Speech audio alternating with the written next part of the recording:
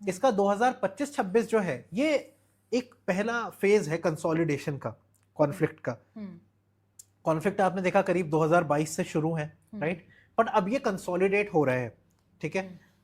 जो इजराइल और गाजा वाली बात है उसमें कुछ मैच्योरिटी आ रही है, कुछ आपस में लेन देन की बातें चल रही हैं, या कॉन्फ्लिक्ट बढ़ रहा है और बढ़कर के ये एक्चुअल बड़ी कंट्री तक, जिस तक पहुंचना चाहते थे ईरान, वहां तक पहुंच चुका है कॉन्फ्लिक्ट। तो रशिया भी जो उसका यूक्रेन के साथ कॉन्फ्लिक्ट है, अल्टीमेटली यूरोपियन यूनियन तक आना चाह रहा था, ईयू तक, वो भी अब आने लग गया है। अब ईयू की सारी कंट्रीज वॉर प्रिपरेशंस कर रही है।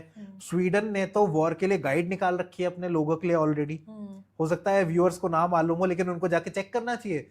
स्वीडन ने वॉर के एस्केलेशन के हिसाब से 32 पेज की शायद गाइड निकाली है कि अगर ये हो तो आपको ये करना है इस तरीके से। इंडिया और पाकिस्तान का ऑलरेडी स्टार्टेड है।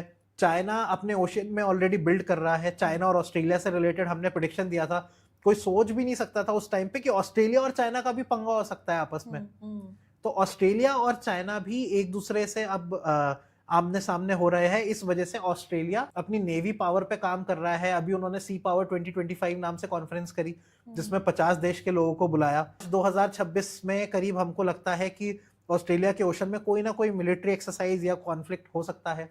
तो जब सब जगह बिल्डअप तो चल रहा है और लोगों को मालूम नहीं होगा, इस समय भी 50 से ज्यादा आर्म्ड कॉन्फ्लिक्ट्स रियल टाइम पे चल रहे हैं वर्ल्ड में, इंक्लूडिंग सुडान में, जहां सुडान में लोग आपस में ही एक दूसरे को मार रहे हैं और वो सारे ही मुस्लिम्स हैं। ऐसा नहीं है कि कोई रिलीजन की वहां पे आपस में फाइट चल रही है।